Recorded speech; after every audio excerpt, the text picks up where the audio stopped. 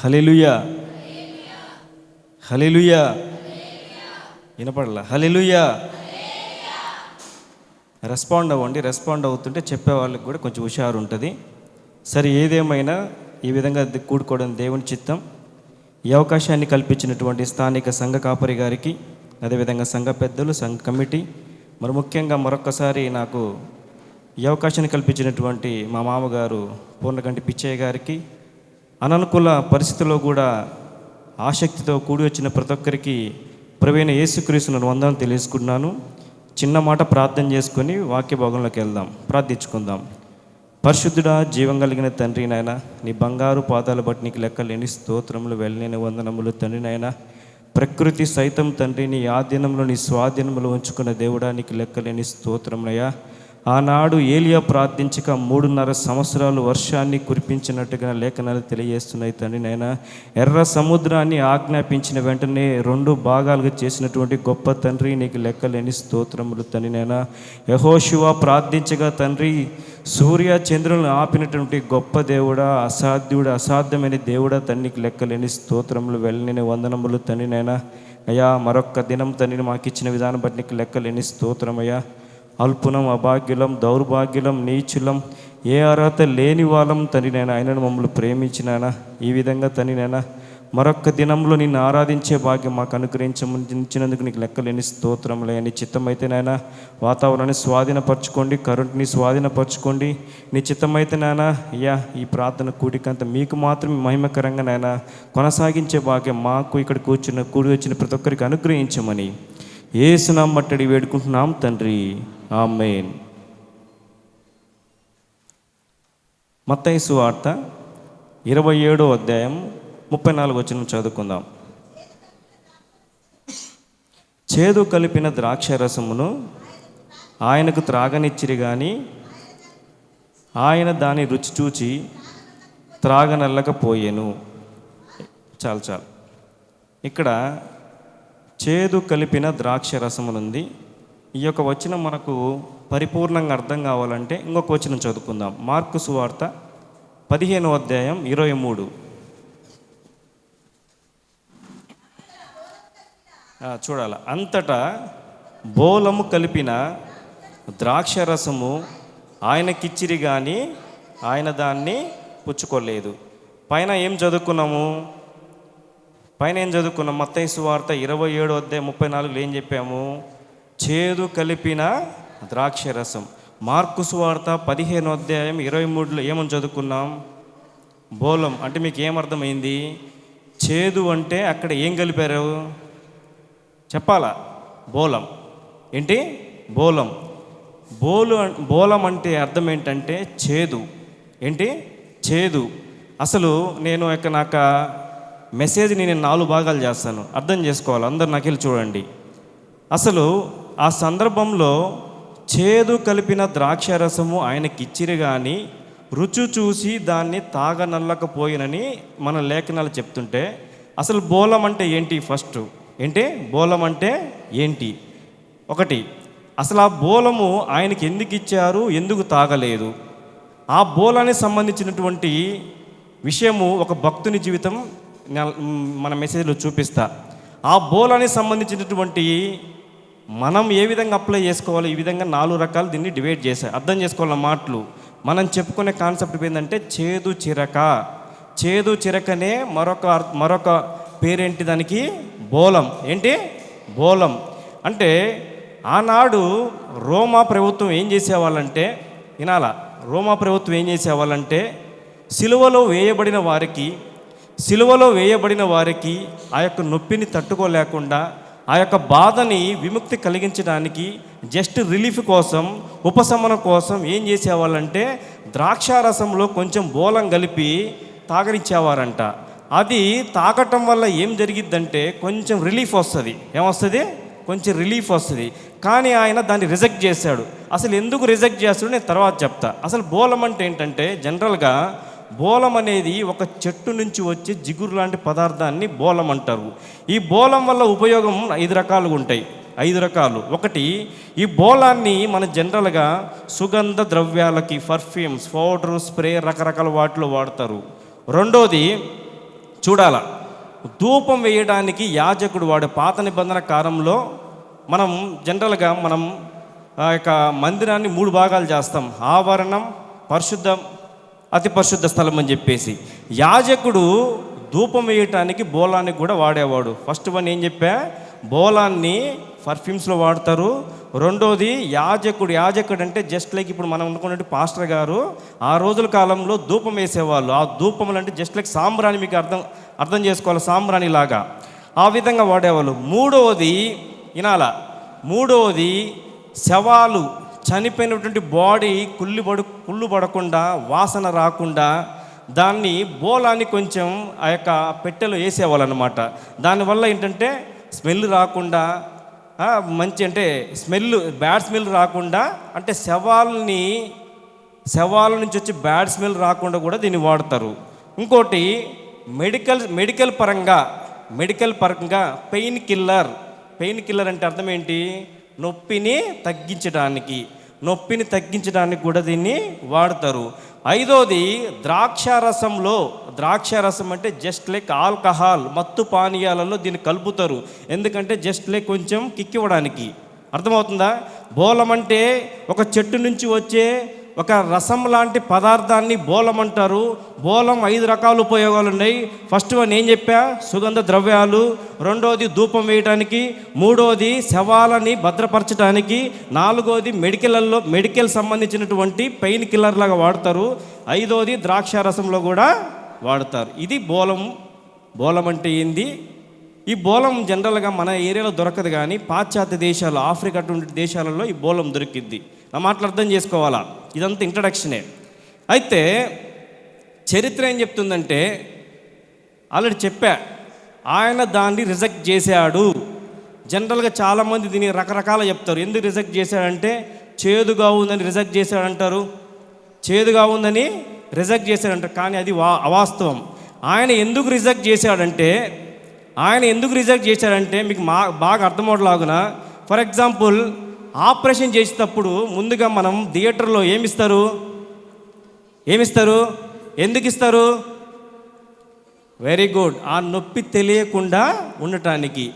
ఆయన కూడా యూదుడే, ఆయన కూడా రోమా సామ్రాజ్యంలో ఉన్నటువంటి వ్యక్తే.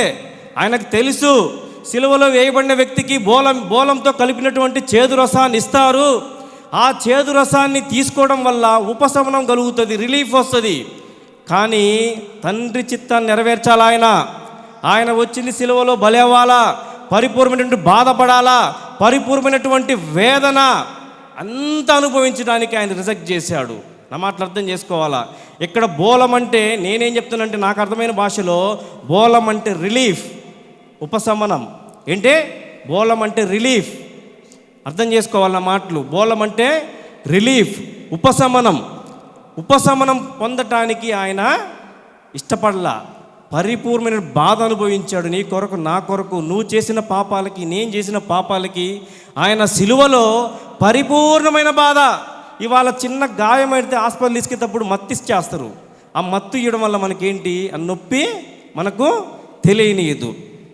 అర్థం చేసుకోవాలా. ఆయన ఎందుకు తాగలేదంటే రెండు విషయాలు చెప్తా. ఆయన ఎందుకు తాగలేదంటే పరిపూర్ణమైన బాధ అనుభవించాలా. రెండోది లేఖనం నెరవేరాలా. ఏంటి? లేఖనం నెరవేరాలా. పాత నిబంధన మొత్తం ప్రవచనాలు చెప్తుంది. అర్థం చేసుకోవాలా. పాత నిబంధన మొత్తం ప్రవచనాలు, కొత్త నిబంధన నెరవేర్పు. Very good. పాత నిబంధనలో ప్రవచనాలు చెప్తుంటుంది. ప్రవచనం అంటే మీకు అర్థమవులాగా చెప్తాను, అర్థమయ్యే భాషల్లో. నేనే ఉన్నా, రేపు ఒక వ్యక్తిని పిలిచి, రేపు ఈ టయానికి నీకు ఇది జరిగిపోద్ది పో అంట, రేపు ఈ టయానికి నువ్వు అనుకున్నది జరిగిపోద్ది పో అంట. నిజంగానే రేపు సాయంత్రానికి అలా జరిగిపోయింది అనుకో, ఆ వ్యక్తి ఎలా ఫీల్ అవుతాడు? ఆ చెప్పిన వ్యక్తి మీద నమ్మకం పుట్టదా? ఇదే జరిగింది బైబిల్లో. పాత నిబంధనలు అనేక మంది ప్రవక్తలు చెప్పారు. ఆయన మానవ రూపంలో ఒక శరీరధారి అయి కన్యక గర్భమందు ఆయన పుడతాడు. పుట్టిన తర్వాత 33.5 సంవత్సరాలు యూదుల ఆచారం ప్రకారం, పాత నిబంధనలు మీరు చూసుకుంటే, యూదులైనా కొత్త నిబంధనలైనా, మనం ఇవాళ బాప్తిసం తీసుకోవాలంటే ఏజ్ లిమిట్ లేదు. ఏజ్ లిమిట్ ఉందా? అడుగుతారు పాస్టర్ గారు, మీ బాప్తిసం ఇప్పుడు తీసుకోవాలని చెప్పేసి. కానీ ఆ టైంలో బాప్తిజం తీసుకోవాలంటే ఏజ్ లిమిట్ ఉంది. 30 సంవత్సరాలు తీసుకోవాలా. ఏంటి 30 సంవత్సరాలకి 30 సంవత్సరాలకి ఆయన బాప్తిజం తీసుకున్నాడు. ఆయన పరిచయం చేసింది ఎన్ని సంవత్సరాలు? వెరీ గుడ్, 3.5 సంవత్సరాలు. 33 తర్వాత 3.5 సంవత్సరాలు చేశాడు. చేసిన తర్వాత సిలువ వేయబడ్డాడు. ఇక్కడ నా డౌట్, నేను చెప్పా ఆయన ఎందుకు రిజెక్ట్ చేశాడు. 2 కారణాలు చెప్పా. ఒకటేంటి అర్థమవట్లేదు నా మాటలు. ఆయన ఎందుకు రిజెక్ట్ చేశాడు? రిలీఫ్ అంటే బాధను పరిపూర్ణంగా అనుభవించాలా ఒకటి. రెండోది ప్రవచనం నెరవేరాలా, తండ్రి చిత్తం నెరవేరాలా. ఏంటంట తండ్రి చిత్తం. అసలు తండ్రి అంటే ఎవరు? చిన్న డౌట్, జస్ట్ ఈరోజు కొన్ని మనకు ఉన్నటువంటి డౌట్లన్నీ క్లారిఫై చేసుకుందాం.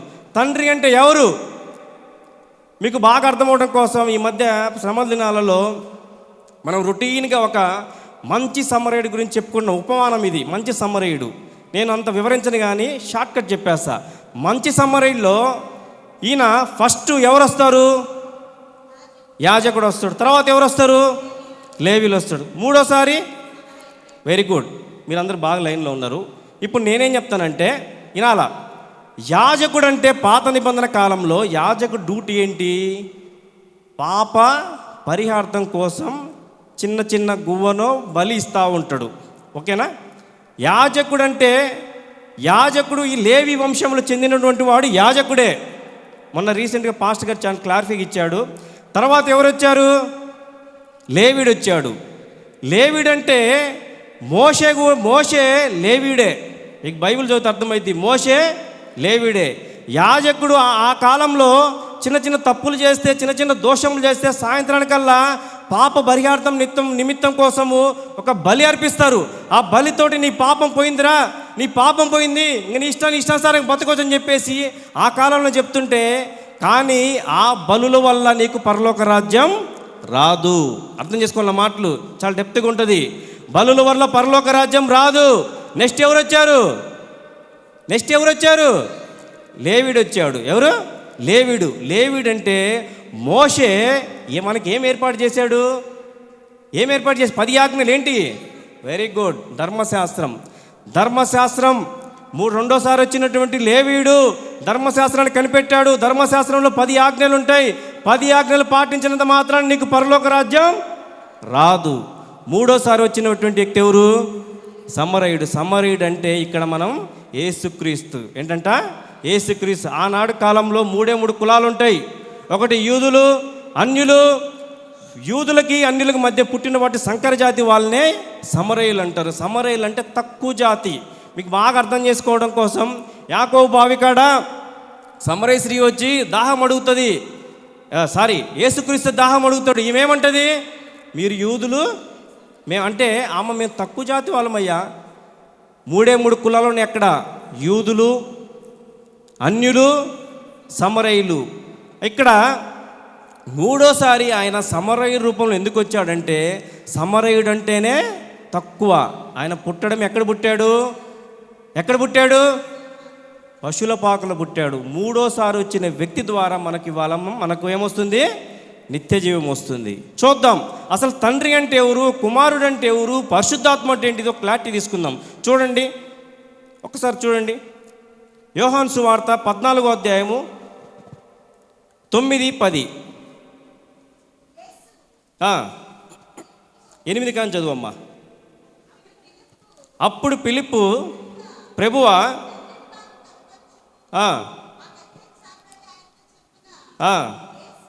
యేసు ఫిలిప్పు, నేను ఇంతకాలం మీ వద్ద ఉండినను నీవు నన్ను ఎరుగవా?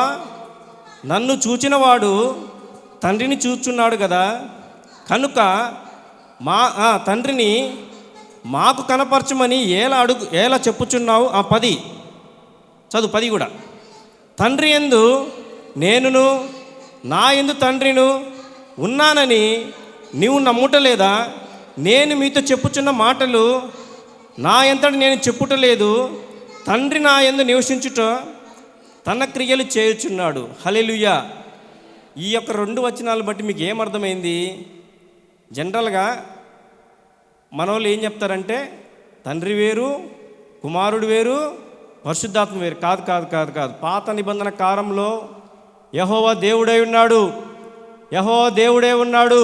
పాత నిబంధన కాలంలో యాజకుడు బలి అర్పిస్తాడు.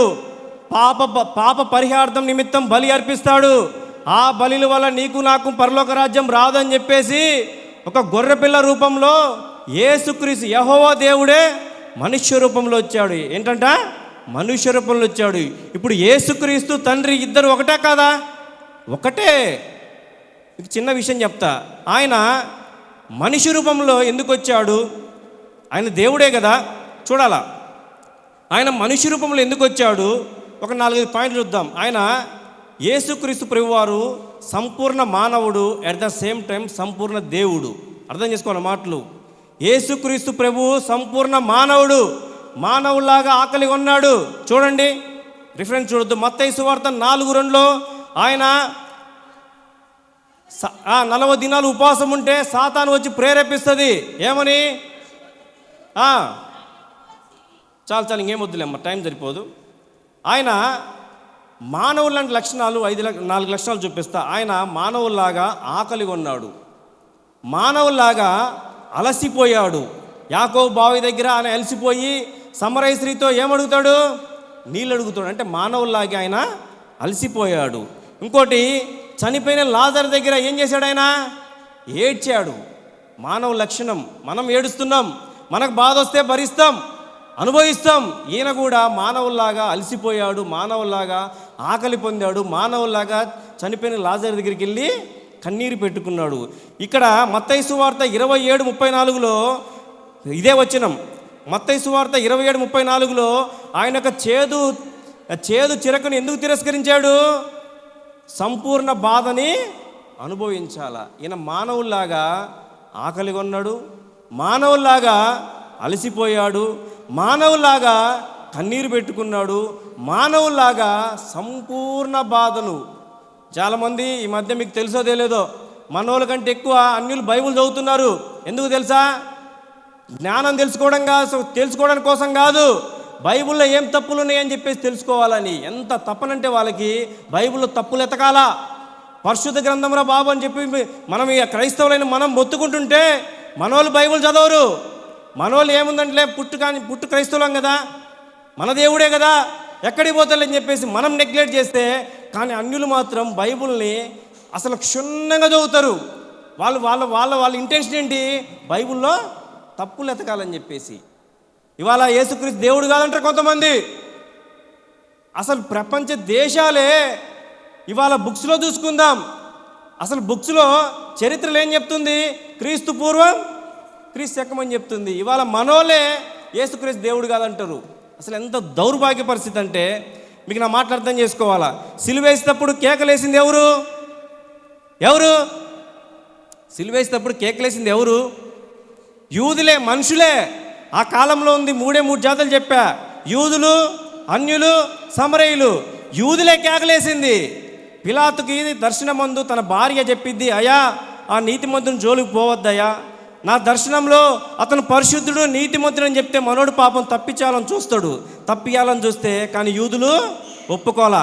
ఒకానొక టైంలో ఏం చెప్తాడంటే, అయ్యా ప్రజలారా, ఆ పరిశుద్ధిని రక్తం మీ పిల్లల మీద మీ మీద పడుతుందంటే ఏం పర్లేదు, మేము అనుభవిస్తాం. ఇవాళ ఇప్పటికీ ఇజ్రాయెల్ దేశంలో ఎవరుంటారు? యూదులు ఉంటారు. యూదులు యేసుక్రీస్తు నమ్మరు. అక్కడ స్టార్ట్ అయింది. అక్కడ ఈయన దేవుడు కాదని చెప్పేసి రిజెక్ట్ చేస్తే ఇప్పటికి వాళ్ళు నమ్మరు. దాన్ని పట్టుకొని మనోళ్ళు యేసుక్రీస్తు దేవుడు కాదు. నిజంగా ఆయన దేవుడే. ఆయన దేవుడు కాబట్టే ఆయన నిజంగా మనుష్య రూపంలో 33 సంవత్సరాలు బ్రతికి నీ కొరకు నా కొరకు సిలువలో బలి అయ్యాడు. సంపూర్ణ మానవులాగా ఆయనకు బాధను అనుభవించాడు. సంపూర్ణ మానవులాగా కన్నీరు పెట్టుకున్నాడు. మానవులాగా అలసిపోయాడు. మన వాళ్ళే రకరకాలుగా యేసుక్రీస్తు దేవుడుగా అని చెప్పేసి చెప్పేవాళ్ళు చాలామంది ఉన్నారు. చూద్దాం. సంపూర్ణ మానవుడు చెప్పా, మరి సంపూర్ణ దేవుడు అంటానికి కారణాలు కూడా చూద్దాం. చూడండి, ఆయన యోహాన్, ఎవరు చూడొద్దు, బైబిల్ తీయొద్దు, నాకెళ్ళి చూడాలా. యోహాన్ సువార్త 11వ అధ్యాయంలో చనిపోయిన లాజర్ని ఏం చేస్తాడు? లేపుతాడు. అనేక మంది పాపులని రక్షిస్తాడు. మరణాన్ని ఈ లోకంలో ప్రపంచ దేశాలు దాదాపుగా 190 దేశాలు ఉన్నాయి. ఈ 190 దేశాలలో ఏ దేవుడైనా ఏ మనుషుడైనా చనిపోయిన 3వ దినం లేచిన చరిత్ర ఉందా? లేదు. ఎందుకు? ఈయన దేవుడు కాబట్టే 3వ దినాన చనిపోయాడు, 3వ దినాన లేచాడు. ఇవాళ ప్రపంచ దేశాలే యాక్సెప్ట్ చేస్తున్నాయి, ప్రపంచ దేశాలే అంగీకరిస్తున్నాయి. నువ్వు నేను అంగీకరించట్లా. ఇంకా క్వశ్చన్ మార్క్. ఈయన దేవుడు కాదు అని చెప్పేసి ఆనాడు యూదులు కేకలేసినట్టుగా ఇవాళ మనం కూడా ఆయనని విసర్జిస్తున్నాం, ఆయన్ని యాక్సెప్ట్ చేయట్లా. ఆయన సంపూర్ణ మానవుడు. మానవ రూపంలో ఎందుకు వచ్చాడు తెలుసా? దేవుడే. నిజంగా చనిపోతే మనోళ్ళు అంటారు, ఆయన దేవుడు కదయా చనిపోయాడు అంటారు. నా మాటలు అర్థమవుతున్నాయా? దేవుడు కదయా, శక్తి ఉంది, చనిపోవచ్చు, లేయొచ్చు అంటారు. అట్లా కాదు. ఆయనకు కన్యక గర్భమందు జన్మించెను. కన్యక గర్భం ధరించడం అసాధ్యం. మన దేవుడు ఎటువంటి దేవుడు తెలుసా? అసాధ్యమైన కార్యాలు చేస్తాడు, సాధ్యమైన చేయడు. అసాధ్యం, ఇది జరగదురా బాబు అంటే చేస్తాడు అంతే. అటువంటి గొప్ప దేవుడు మన దేవుడు. నా మాటలు అర్థం చేసుకోవాలా? ఆయన సంపూర్ణ మానవుడు, సంపూర్ణంగా బాధ అనుభవించాడు. ఆ బాధ ఎటువంటి బాధ అంటే చెప్పా, చిన్న గాయం అయితే మనం ఏం చేస్తాం, మత్తు తీసుకొని దాన్ని చిన్న గాయమైన ఆ బ్లేడ్తో మామూలుగా చిన్న ఆపరేషన్ చేసేటప్పుడు ఆ మత్తుని ఇస్తారు. ఆ మత్తు ఇవ్వడం వల్ల ఏంటంటే బాధ తగ్గించుకోవడానికి. కానీ ఆయన రిజెక్ట్ చేశాడు. తండ్రి యొక్క చిత్తాన్ని నెరవేర్చాలా. నేను వచ్చిన ఉద్దేశం వేరు, నేను వచ్చిన ప్రణాళిక వేరు. మీకు బాగా అర్థం అవడం కోసం గెస్తెమనే తోట దగ్గర శిష్యులందరినీ అక్కడ నిలబెట్టి ఆయన ప్రార్థన చేసుకొని పోయాడు. మీకు చాలామంది కూడా చెప్పారు. అక్కడ ఏమంటాడు, తండ్రి నీ చిత్తం అయితే ఈ గిన్నె నా యుద్ధం నుండి. గిన్నె అంటే ఏంది? శ్రమ. ఆయనకు తెలుసు, ఆయన మానవుడే కదా. చాలామందిని అప్పటికే సిలువలో చాలామందిని వేసే ఉంటారు కదా. ఆయన యూదుడే కదా, ఆయన రోమా సామ్రాజ్యంలో ఒక సభ్యుడే కదా. ఆయన ఎంతోమందిని చూసి ఆ యొక్క బాధని ఇమాజినేట్ చేసుకున్నాడు. ఆ సిలువలో ఆ యొక్క ముళ్ళ కిరీటం పెట్టే విధానం, పక్కలో బల్లెంతో పొడిచే విధానం, కాళ్ళకు మేకులు కొట్టే విధానం ఇమాజిన్ చేసుకొని అటువంటి బాధను భరించలేకుండా, అయ్యా తండ్రి నీ చిత్తమైతే ఈ బాధ నా నుంచి తొలగించమని అంటే మళ్ళీ ఏమంటాడు, తండ్రి చిత్తమే జరుగునుగాక అని చెప్పేసి. నా మాటలు అర్థం చేసుకోవాలా? ఆయన నిజమైన దేవుడు, సంపూర్ణ మానవుడిగా 4 లక్షణాలు చూపించా, సంపూర్ణ దేవుడు అని చెప్పేసి 4 లక్షణాలు చూపించా. ఇప్పటికీ ఇంకా దేవుడు కాదని చెప్పేసి నీకు ఇంకేమన్నా అపోహ ఉందేమో. ఇక్కడోళ్ళే కాదు, చాలామందికి ఉంది. ఆయన నిజమైన దేవుడు. ఇప్పటికీ యూదులు ఎందుకు నమ్మట్లేదంటే అక్కడ రిజెక్ట్ చేశారు వాళ్ళు. తర్వాత వచ్చిన వాళ్ళలో ఉంటుంది, యెరూషలేము కుమార్తెలారా నా కోసం కాదు, ఏమంటాడు, మీకోసం మీ పిల్లల కోసం. అంటే రాబోయే ఉగ్రత తప్పించుకోలేర్రా బాబు. నా కోసం ఏంటి, నేను దేవుణ్ణి, నేను మానవ రూపంలో వచ్చా, చనిపోతా, మూడో దినం లేస్తా. మీ గురించి ఆలోచించండి, మీ పిల్లల గురించి ఆలోచించండి. ఒకానొక దినం వస్తుంది, ఆ దినంలో తప్పించే నాథుడు ఎవరు లేరని చెప్పేసి ఈయనకు తెలుసు. కానీ అక్కడ ప్రజలకు తెలియాలా. ఇంకా దేవుణ్ణి నమ్మట్లా. నా మాటలు అర్థం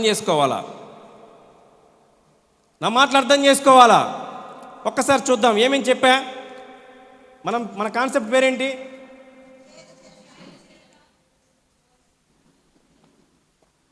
చేదు చిరక అంటే బోలం అంటే ఒక చెట్టు బేరెడు నుంచి వచ్చినటువంటి ద్రవరూప పదార్థాన్నే బోలం అంటారు. ఈ బోలం వల్ల ఉపయోగాలు చెప్పా, 5 చెప్పాలా? సుగంధ ద్రవ్యాలకి, ధూపం వేయడానికి, శవాలు భద్రపరచడానికి, మెడికల్ పర్పస్, పెయిన్ కిల్లర్ లాగా, ద్రాక్షరసంలో కూడా వాడతారు. మీకు ఒక విషయం గుర్తు చేస్తాం. మీ అందరికీ తెలుసు, యేసుక్రీస్తు పుట్టిన తర్వాత తూర్పు దేశ జ్ఞానులు వచ్చారంట. ఏంటి ఏ జ్ఞానులు? తూర్పు దేశ జ్ఞానులు. తూర్పు దేశం అంటే ఇప్పుడు జస్ట్ లైక్ పర్షియన్, ఇరాన్. ఆ జ్ఞానులు వచ్చారు. ఆ జ్ఞానులు వచ్చి ఆయనకి ఏమేమి సమర్పించారు? బంగారు, సాంబ్రాణి, బోలం. అక్కడ ఈ 3 ఎందుకు సమర్పించారు తెలుసా? బంగారం అంటే ఆయన రాజుగా పుట్టాడని చెప్పేసి చూపించడానికి. సాంబ్రాణి అంటే ఆయన యొక్క యాజకుల్లాగా పరిచర్య చేయాలా? చెప్పా కదా, సాంబ్రాణి అంటే యాజకుల్లాగా 3.5 సంవత్సరాలు పరిచర్య చేయాలని. బోలం అంటే ఎందుకు బోలం సమర్పించారంటే ఈయన చనిపోతాడు. అక్కడే పుట్టినప్పుడే జ్ఞానులు ఈయనని గుర్తించారు. జ్ఞానులు గుర్తించి ఆ టైంలో హేరోదు రాజు ఉన్నాడు. జ్ఞానులందరూ పిలిచి, ఏమయ్యా మీరు యేసు ప్రభు పుట్టాడంట, యూదుల రాజు అంట, ఎవరైనా నేను కదా రాజుని, నాకంటే ఏ రాజు ఉన్నాడు ఆయన చెప్పేసి ఆయన వాళ్ళని అడిగినప్పుడు వాళ్ళు పాపము ఆయనకి రిప్లై లేకుండా పక్క పోతే ఎమ్మటి ఒక ఆజ్ఞ పాస్ చేస్తాడు. ఏం ఆజ్ఞది? 2 సంవత్సరాలు పుట్టిన పిల్లలందరినీ చంపమంటాడు. అక్కడ హేరోదు రాజే గుర్తించాడు, జ్ఞానులే గుర్తించారు, ఈయన దైవ కుమారుడు, యూదుల రాజు, ప్రభువులకు ప్రభువు పుట్టాడు, ఈయన 3.5 సంవత్సరాలు సువార్త మానవ రూపంలో పరిచర్య చేస్తాడు, అట్ ద సేమ్ టైం చనిపోతాడు, తిరిగి లేస్తాడని చెప్పేసి ఆనాడు జ్ఞానులే గుర్తించారు. పిలాతు గుర్తించాడు. పిలాతు గుర్తించిన విధానం ఎట్లా తెలుసా? ఆయన సిలువేసినప్పుడు ఒక మార్క్ ఉంటుంది. ఏం మార్కు? NRI అని ఉంటుంది. అది హిబ్రూలో ఉంటుంది. తెలుగులో ఏముంటుందంటే ఈయన ప్రభువులకు ప్రభు, యూదుల రాజు అని చెప్పి. తర్వాత వాళ్ళు అడుగుతారు, ఏమయ్యా నువ్వు రాసింది ఏంటంటే, నా ఇష్టం ప్రకారమే రాసిన ఎలా అంటాడు. ఇవాళ అర్థం చేసుకోవాలి నా మాటలు. చేదు చిరకంటే రిలీఫ్.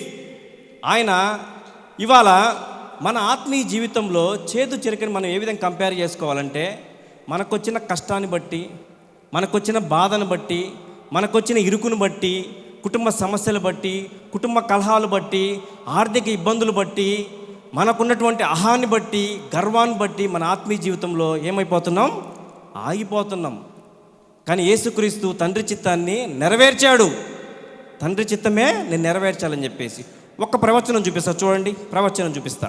ఒక్క మాట తీయండి. కీర్తనలు 69:21 చదవండి. దీనికి సంబంధించినటువంటి ప్రవచనం నెరవేర్పు.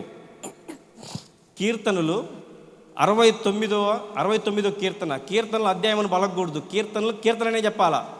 69వ కీర్తన 21వ వచనం. వారు చేదును నాకు ఆహారముగా పెట్టిరి, నాకు దప్పికైనప్పుడు చిరకను త్రాగనిచ్చిరి. ఎవరోళ్ళు? రోమా సామ్రాజ్య ప్రజలు, రోమా ప్రభుత్వం. ఎవరికి? యేసుక్రీస్తు ప్రభుకి. కానీ ఏం చేశాడు ఆయన? తాగాడా? ఇప్పుడు చదువుకుందాం మళ్ళీ. మత్తయి సువార్త 27:34 మళ్ళీ చదవండి.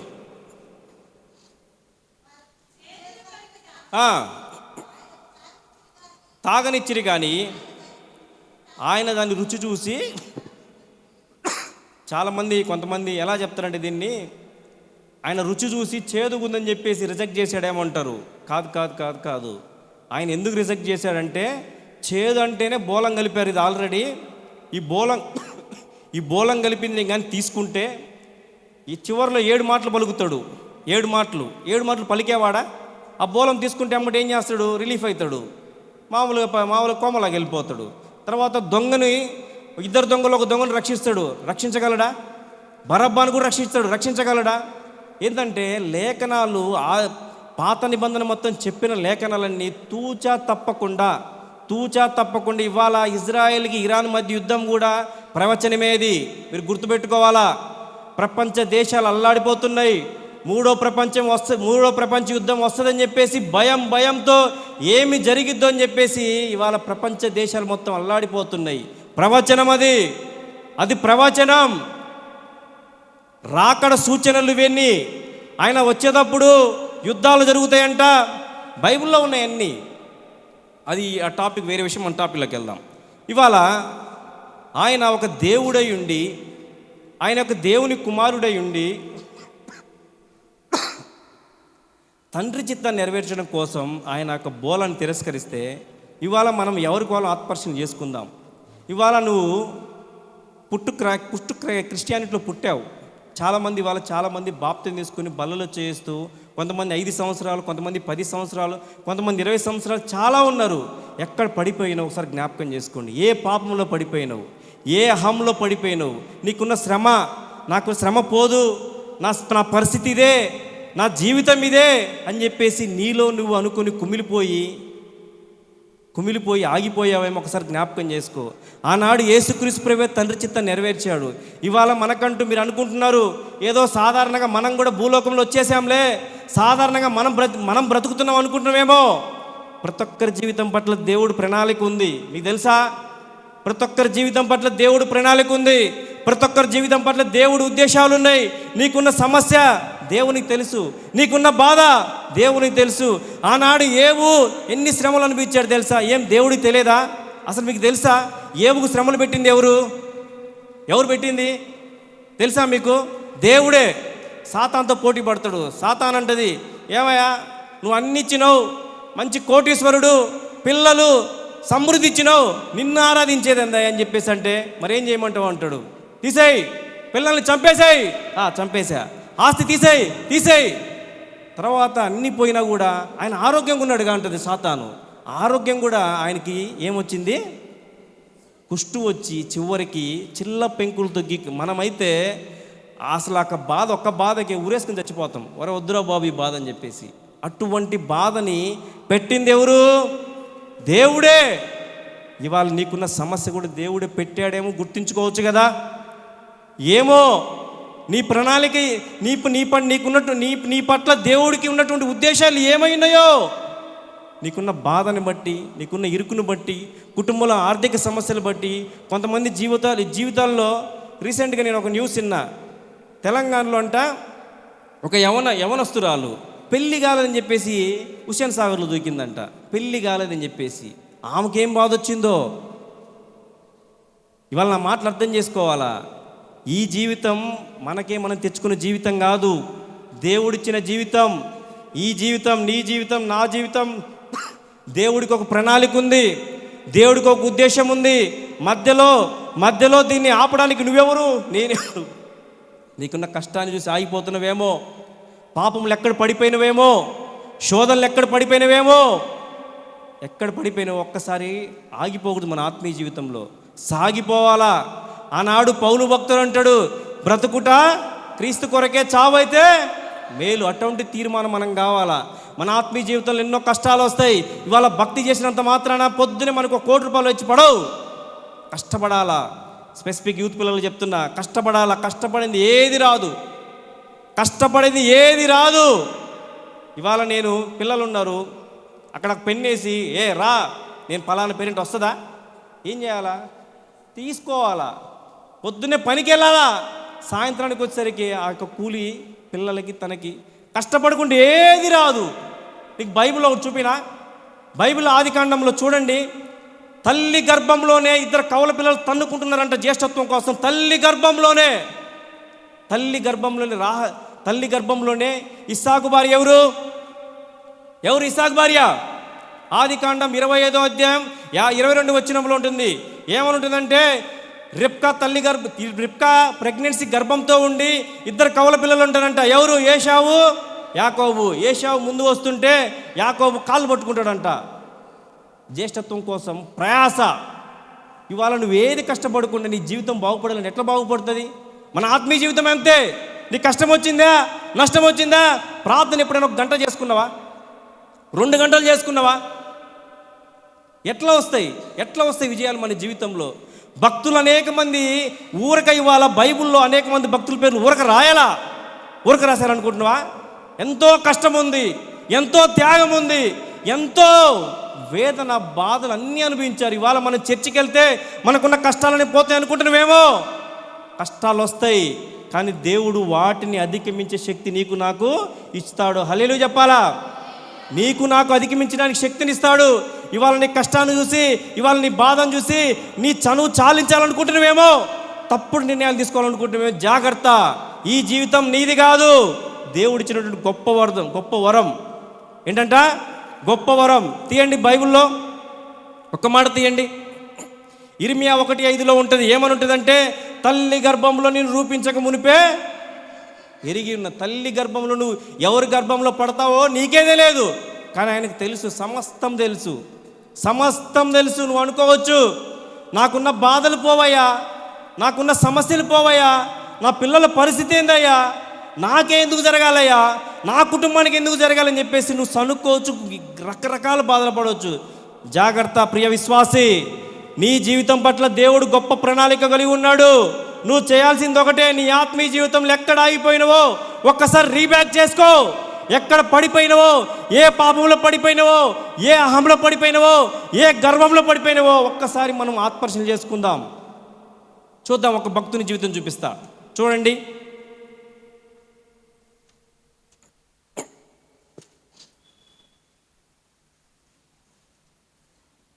హెబ్రీయులు 12:1-2 చదవండమ్మా.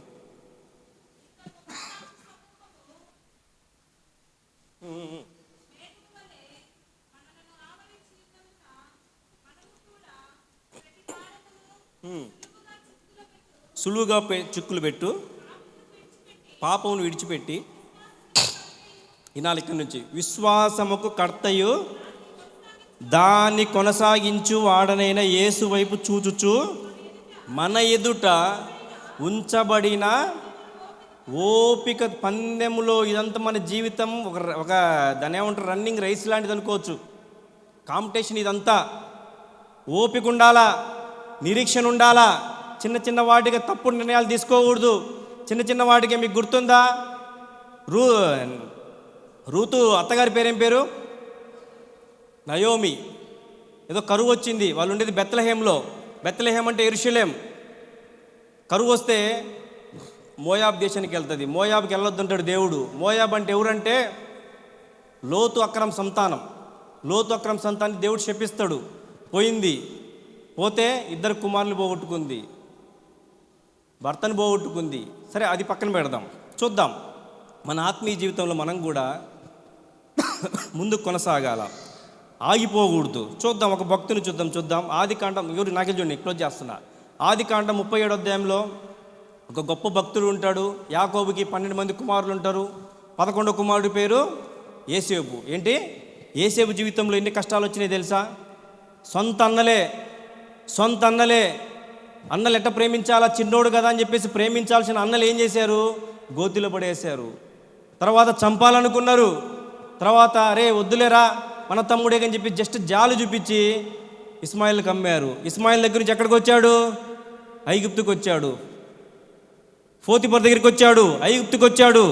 తర్వాత అన్యాయంగా జైల్లో పడ్డాడు. పోతిఫర్ భార్య ఇతన్ని ప్రేరేపించింది పాపానికి, కానీ పాపం జైలా.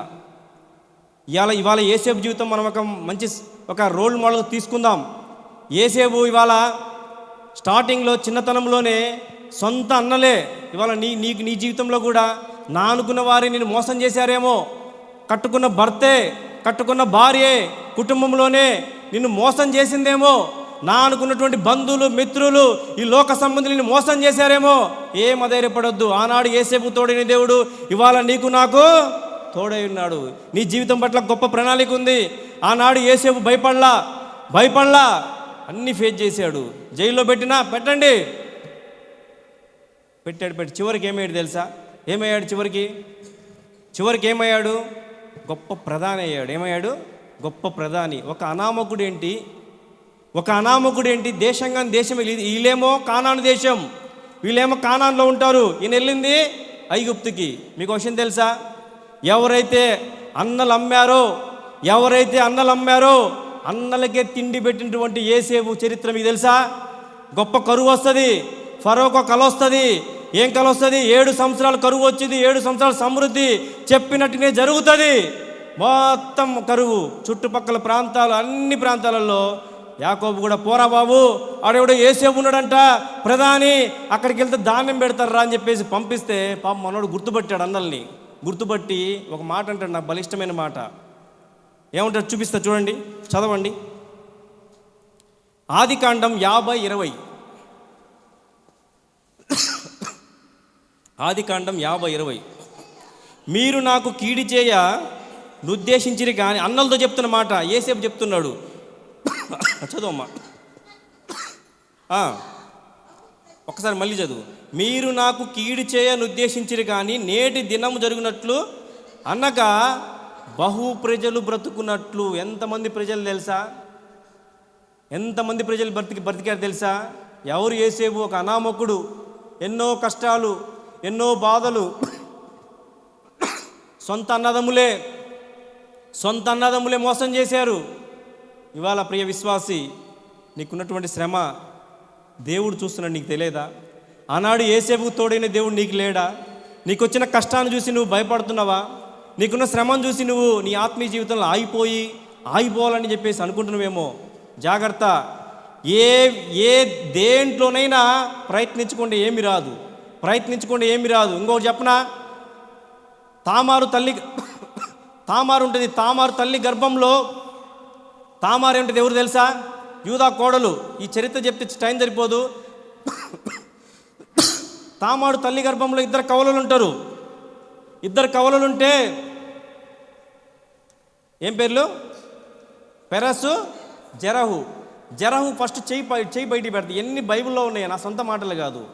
తల్లి గర్భంలో చెయ్యి బయట పెడితే అక్కడ ఉన్నటువంటి మంత్రసాని, ఈ అబ్బాయి పెద్దోడు కదా, లోపల ఇద్దరు పిల్లల్ని గుర్తుపట్టాలి కదా అని చెప్పేసి ఆ అబ్బాయికి చేతికి ఒక ట్యాగ్ వేసిందంట, రెడ్ దారం.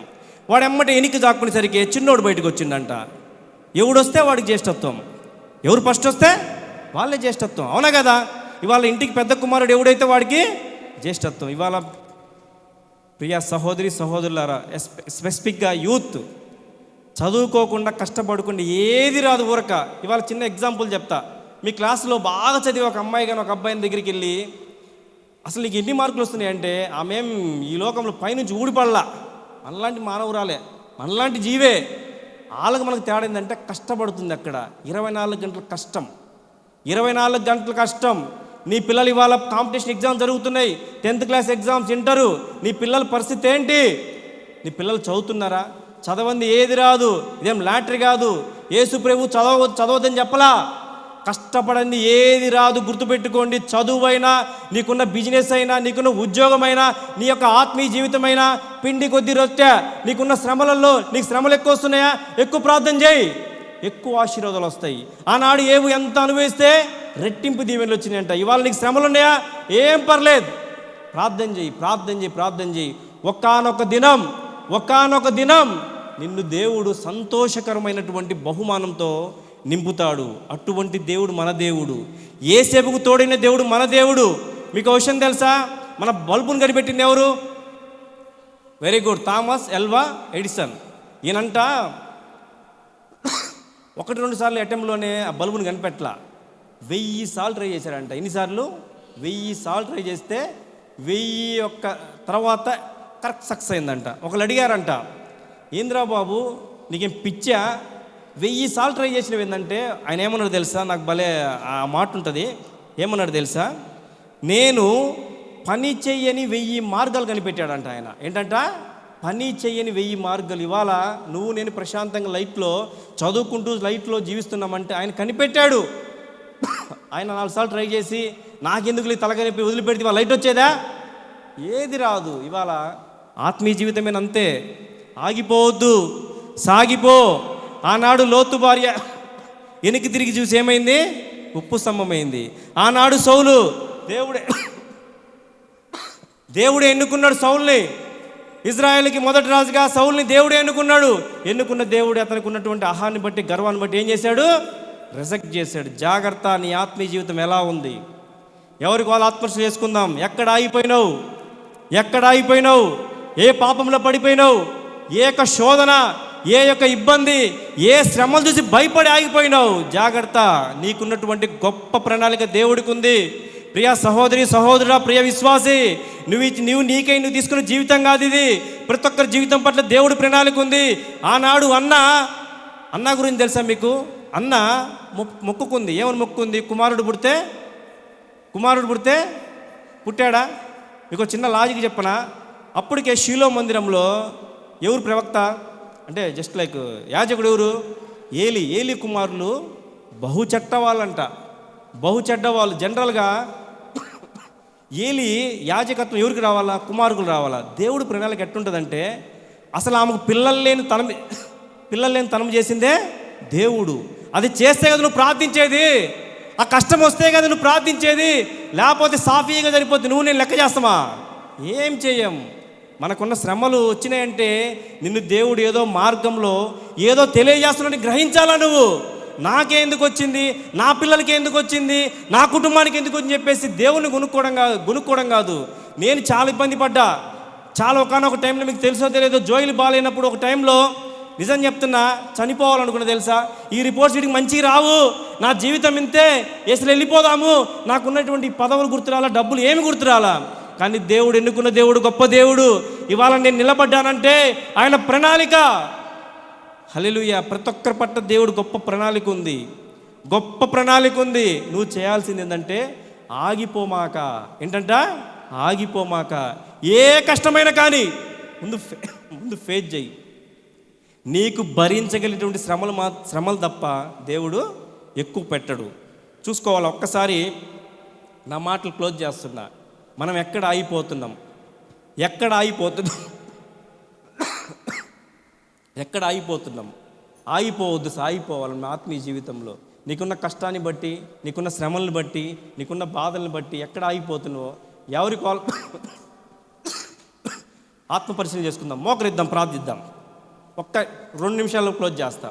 మోకరించాలా, ప్రార్థించుకుందాం. చెప్పిన కాన్సెప్ట్ని బట్టి ఆనాడు దేవుడు చేదు చిరకని తిరస్కరించాలంటే కారణం ఏంటంటే సంపూర్ణ బాధను అనుభవించాల దేవుడు. ఇవాళ నీ జీవితం పట్ల దేవుడి గొప్ప ప్రణాళిక ఉంది. ప్రియ విశ్వాసి, నీకున్న కష్టాన్ని బట్టి, నీకున్న బాధను బట్టి, నీకున్నటువంటి ఏమైనా బట్టి నువ్వు ఆగిపోతున్నావేమో నీ విశ్వాస జీవితంలో. ఆగిపోమాక, సాగిపోవాలా. దేవుడు చాలా గొప్పవాడు. భూమి ఆకాశాన్ని ఏర్పాటు చేసిన దేవుడే.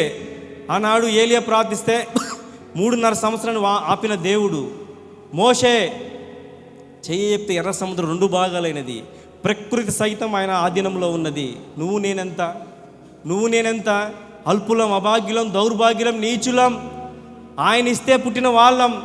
ఆయన దయ చూడకపోతే ఇవాళ ఎంతోమంది భూమి మీద కాలం చలనం చేసిన వాళ్ళు చాలామంది లేరా? అటువంటి కృప దేవుడిచ్చాడు. ఎవరికి వాళ్ళు ఆత్మహత్య చేసుకుందాం. మన ఆత్మీయ జీవితంలో ఆగిపోకూడదు, సాగిపోవాలా. ఊపిరున్నంత వరకు, ప్రాణం పోయేంత వరకు ఆయన కొరకే.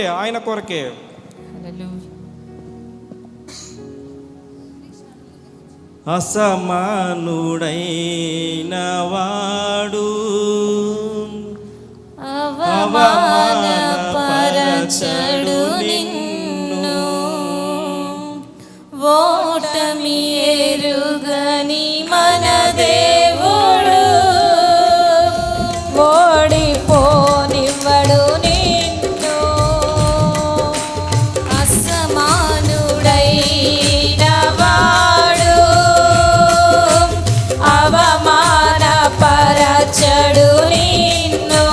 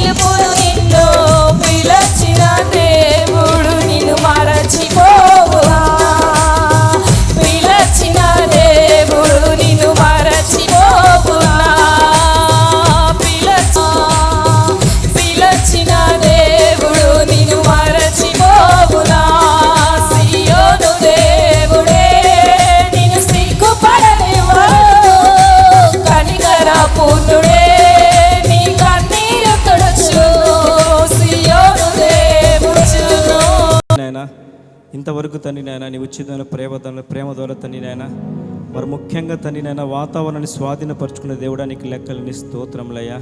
కరెంటుని స్వాధీనపరచుకునే దేవుడానికి లెక్కలేని స్తోత్రమయ్యా తండ్రి నాయన. అయ్యా తండ్రి నువ్వు చేసే కార్యాలు తండ్రి నాయన, అయ్యా తండ్రి నాయన, అయ్యా ఎన్నో గొప్ప ఆశ్చర్య కార్యాలు అద్భుత కార్యాలు చేసే దేవుడా మా ఆత్మీయ జీవితంలో తండ్రి నాయన, ఆనాడు తండ్రి నీ కుమారు రూపంలో వచ్చినటువంటి మీరు నాయన ఏ విధంగా అయితే చేదు తిరస్కరించినారో మా జీవితంలో మాకున్న కష్టాన్ని బట్టి, నష్టాన్ని బట్టి, బాధని బట్టి నాయన ఆత్మీయ జీవితంలో ఎక్కడ ఆగిపోతున్నామో తండ్రి ఒక్కసారి వాక్యం ద్వారా తెలియసిన విధానం బట్టి నీకు లెక్కలేని స్తోత్రమయ్యా. మేమైనా నీ చిత్తానుసారంగా మేము కొనసాగే భాగ్యం మాకు ఇక్కడ చేరిన ప్రతి కుటుంబాన్ని నేను అనుగ్రహించమని మరి ముఖ్యంగా తండ్రి నేను చేరి వచ్చిన ప్రతి ఒక్క బిడ్డని జ్ఞాపకం చేసుకుంటాయా.